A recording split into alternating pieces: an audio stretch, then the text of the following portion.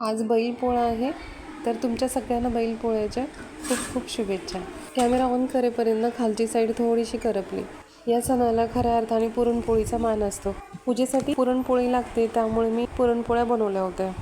त्याचप्रमाणे ज्यांच्याकडे बैलजोडी आहे ते आपल्या बैलांना छानपैकी सजवून पूजा करून संध्याकाळी मिरवणूक असते. आता सकाळी नसते, त्यामुळे मी आता सगळं माझं आवरून घेऊन शेतामध्ये आम्ही पूजा करण्यासाठी चाललो होतो. तर हे आमचं शेत आहे.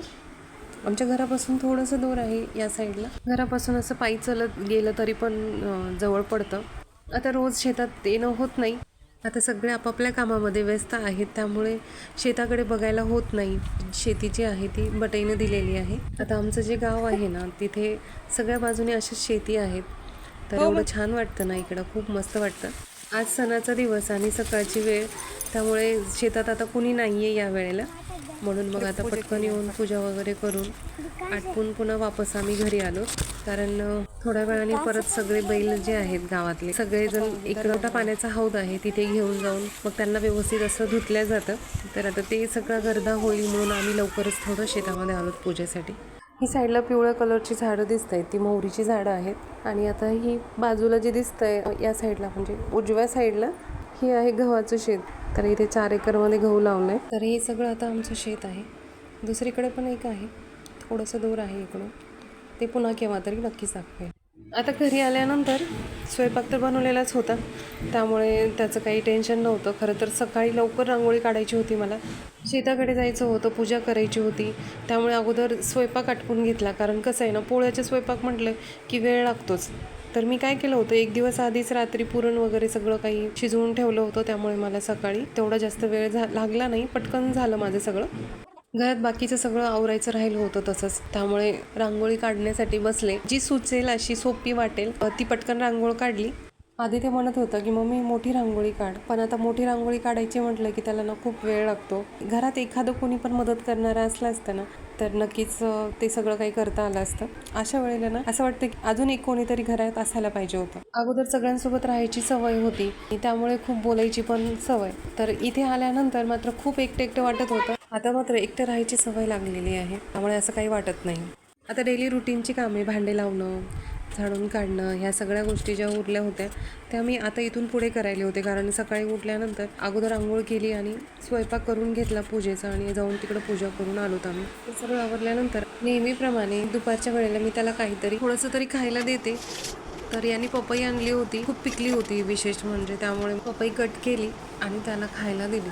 या पपईवरून ना आठवलं की इथे आत कंपाऊंडमध्येच ना एक पपईचं झाड लावलं होतं म्हणजे आलं होतं त्याचंच. आणि एवढं मोठं झालं होतं, एवढं छान झालं होतं झाड ते. पण अचानकच ते झाड वाळून गेलं. खूप पपया लागल्या होत्या. माझ्याकडे त्याचे ना व्हिडिओज आहेत काढलेले, मी तुम्हाला नक्कीच ते दाखवते. आत्या मला नेहमी म्हणायची की म्हणजे त्याला नजर होईल, खूप पपया लागलेले आहेत. पण मी तेवढं मनावर घेतलं नाही. मला वाटलं नाही की असं काहीतरी होईल. पण अचानकच काय झालं कोणास ठाऊक, झाड वाळून गेलं. खूप गोड होतं त्या पण पपया. घरातली सगळी कामं झाली, पण आता राहिले होते कपडे. ते मी आले आणि कपडे धुवून टाकले आणि आता तेच इथं एक एक कपडे काढून वाळवत घालणंच माझं चालू आहे. कपडे वाळवण्यासाठी बाहेर खूप मोठा स्पेस आहे, त्यामुळे मला असं तेवढं काही ताण नाही की कपडे वाळणार नाहीत वगैरे, असं काहीच नाही. खूप छान मस्त हवा सुटते आणि ऊन पण खूप लागतं, त्यामुळे कपडे कधीही धुतले ना तरी पटकन वाळण्यात मदत होते. इथे बाहेर आदित्य त्याच्या मित्रासोबत खेळत होता. आज त्याच्या शाळेला अर्धी सुट्टी होती, शाळेत गेला होता तो सकाळी, पण लवकर आला कारण आज बैलपोळा असल्यामुळे शाळेला पण अर्धी सुट्टी दिली. आज गावामधील सगळ्या बैलांना असं स्वच्छ धुतलं जातं आणि त्यांना असं खूप छान सजवलं जातं. पायापासून ते त्यांच्या शिंगांपर्यंत असं फुगे लावतात, खूप छान सजवतात आणि एका ठिकाणी उभं करून त्यांचं ना लग्न लावतात. आता खूप दिवसांनी मी इथे राहते, पण मी कधी प्रत्यक्षात जाऊन पाहिलं नाही. कारण ही सगळं कार्यक्रम आहे ना, हा सगळा लग्न लावण्याचा तो गावाच्या मध्ये असतो. आमच्या शेजारी राहणार आहे काकू, मेन म्हणजे थोड्या वेळापूर्वीच ते आल्या होत्या की चला आमच्या बैलांचं लग्न आहे आणि तुम्ही पण चला पूजा करायला. त्या खूप घाईत होत्या आणि हे घरी नव्हते, घर सगळे लावून यायचं वेळ नव्हता, त्यामुळे मग मी गेले नाही, त्याच गेल्या. हे पहा, आता या बैलांचे सगळ्यांचे लग्न लावून इकडे आणले, म्हणजे गावाच्या या साईडला आणले. किती छान सजवलंय पहा तुम्ही, अगदी पायापासून ते शिंगांपर्यंत किती मस्त झालर टाकलीये, फुलांचे हार घातलेत. आणि खूप छान सजवलं आहे त्यांना.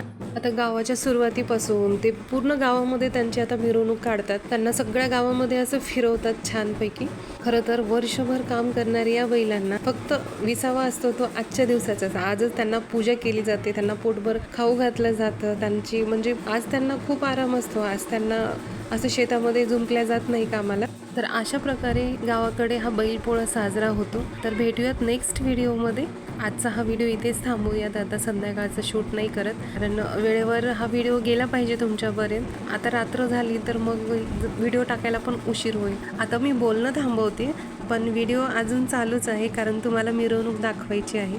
व्हिडिओ मात्र शेवटपर्यंत बघा.